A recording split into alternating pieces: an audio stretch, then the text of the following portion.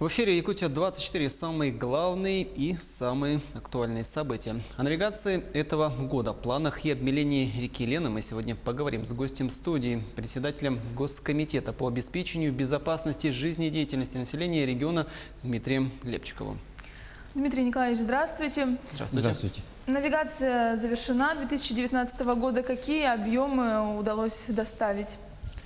Навигация на реке Лена в этом году открылась 8 мая этого года и завершилась 22 октября в связи с закрытием судоходной обстановки на участке Усть-Кут-Витим.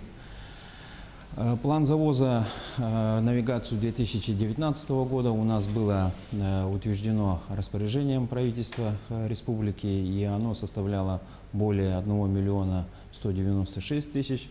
Всего было отгружено в этом году более 1 800 000, а только жизнеобеспечивающих грузов это у нас составляло более 1 212 000 тонн. Доставлено до пунктов назначения более 1 213 000, то есть мы полностью с нашими коллегами, с речниками и обеспечивающими службами, мы полностью выполнили план навигации. В эту навигацию также были доставлено своевременно это и уголь, и нефть, и строительные материалы в полном объеме. Все, конечно, уже наслышаны об этом, знают, что в этом году река Лена действительно обмелела, да, и вот хотелось бы, конечно, спросить, вот какие объемы удалось достичь по реке Лене, да, и самое главное, вот на ваш взгляд, в чем вообще ситуация, из-за чего возникла, да, и есть ли такие прогнозы, что в следующем году ситуация может еще и повториться? Как я сказал, мы объемы полностью перевезли. Да, в этом году на реке Лена наблюдалось обмеление. Такая же ситуация по обмелению и такие уровни по истории наблюдалось более 34 лет тому назад, это где-то в 1985 году. В этом году основные факторы были, как наши коллеги с гидрометслужбы говорят, о том, что это был дефицит боковых рек, наименьшее это количество осадков, чем ожидалось. И свою лепту тоже вынесли это вследствие лесных пожаров. В связи с этим не было дождевых паводков. То, что в этом году мы только на реке Лена у нас планировалось порядка 616 тысяч тонн. Мы полностью завезли это, мы спускаем большие объемы с Усть-Кута. Что касается повторения, может ли повториться в следующем году такая ситуация? Да, конечно, наши коллеги не исключают возможности о том, что мы находимся, как научное сообщество это говорят, о том, что мы находимся сейчас в том периоде, где идет период обмеления. То есть мы находимся сейчас именно в пике. Дмитрий Николаевич, мелели также реки Амга и Вилюй, там какие объемы были завезены?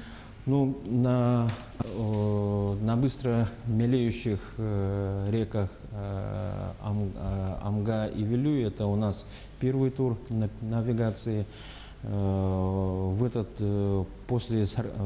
После прохождения ледохода нам необходимо сгруппировать определенное количество судов.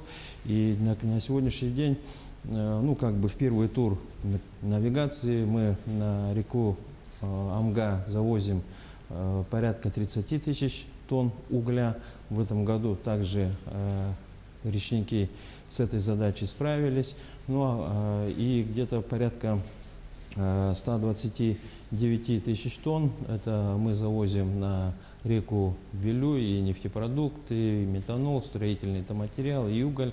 И с поддержкой попусков с Вилюйской ГЭС мы с этой задачей в этом году тоже справились. Вот до открытия арктической навигации как раз-таки по этим же арктическим рекам доставляется депотенционный запас, да, ну, некий резерв. Да, вот какие объемы доставлены и как проходила вообще навигация в этот период? Ну, в этом году тоже в первый тур навигации на северных реках, а это где-то порядка 25-27 тысяч тонн.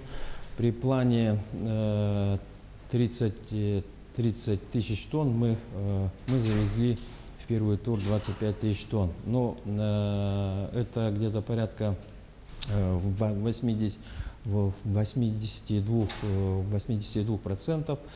Это с учетом остатков, вот те, которые были после отопительного сезона, и по согласованию с заказчиками, и по заданию основных заказчиков мы завезли где-то порядка 25 тысяч тонн. Но если говоря по рекам, на реке Индигирка мы практически перевыполнили данный план, а мы завезли это порядка 137 тонн, 137%, то есть при плане около 900 тонн мы завезли 1300. Ну и так на реке Колыма мы план выполнили на 93%. Ну а из-за обмеления наверняка на Яне тоже возникли какие-то трудности. Как там прошла навигация? Ну, как и в прошлом году, мы прогнозировали где-то в августе-сентябре, в конце августа, в начале сентября такую же ситуацию, как и произошло в прошлом году на реке Яна. В этом году, как мы знаем, в связи со снижением уровня воды, менее проектных, там вводилось ограничение по осадке. Это с 8 августа по 3 сентября. А если в прошлом году, то это было такой же период с 13 августа по 11 сентября. Ну, вообще по Арктике мы завозим по порядка 350 тысяч тонн. В 2019 году, как и в прошлом году, на реке Яна у нас работали две компании. Это суда Ленского объединенного речного пароходства и Янского речного пароходства с общим количеством судов более 22 единиц и с общим тоннажом где-то порядка 16,5 тысяч тонн. Но в эту навигацию на реке Яна были запланированы 150 тысяч тонн. Это навигация, это не первый тур, это в навигационный период. Мы выполнили на 101%. Ну, по другим рекам можно сказать то же самое. Ну, если в целом говорить вот об арктической навигации, то понятно, что там более сложные условия доставки, да, ну, если опять же говорить в целом, да, и тем более они еще и ограничены погодными климатическими условиями, но вот хотелось бы спросить, вот если проводить такую некую аналогию, да, вот с прошлыми годами, вообще как ход работы навигации в этом году проходил? Ну, если в целом, так сказать, у нас навигация, она всегда у нас находится под контролем правительства.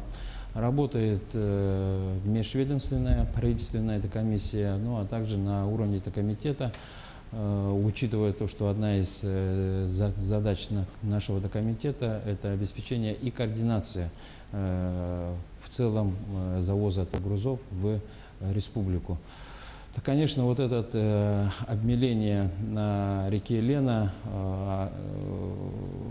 да, ввело свои коррективы, но не на объемы.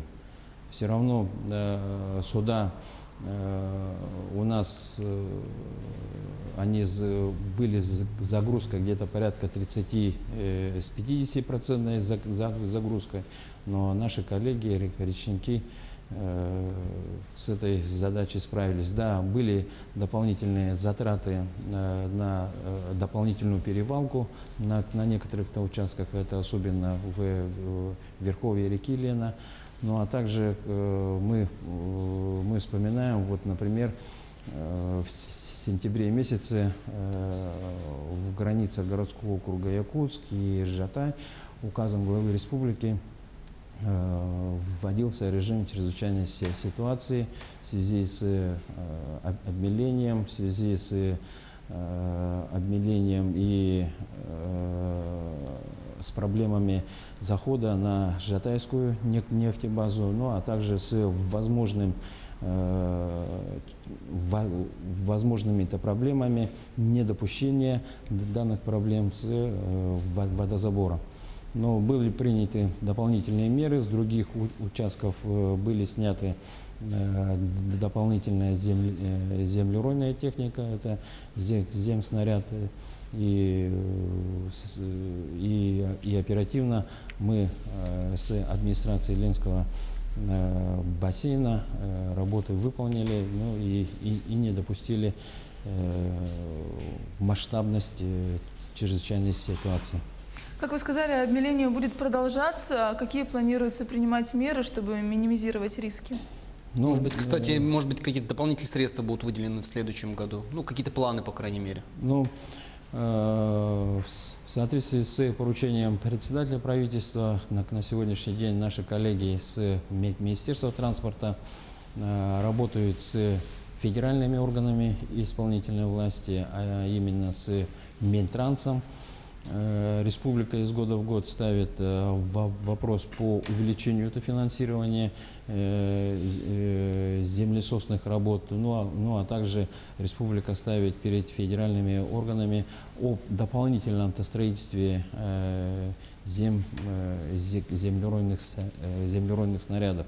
Но кроме этого, также наши коллеги с Министерства охраны природы, они ставят вопрос перед федеральными органами по строительству новых гидротехнических сооружений. Те, которые бы положительно влияли на процессы завоза, ну и на благоприятные уровни воды. Дмитрий Николаевич, ну, тема действительно очень важна и актуальна для республики. Большое спасибо, что вы пришли в нашу студию и ответили на наши вопросы. Спасибо.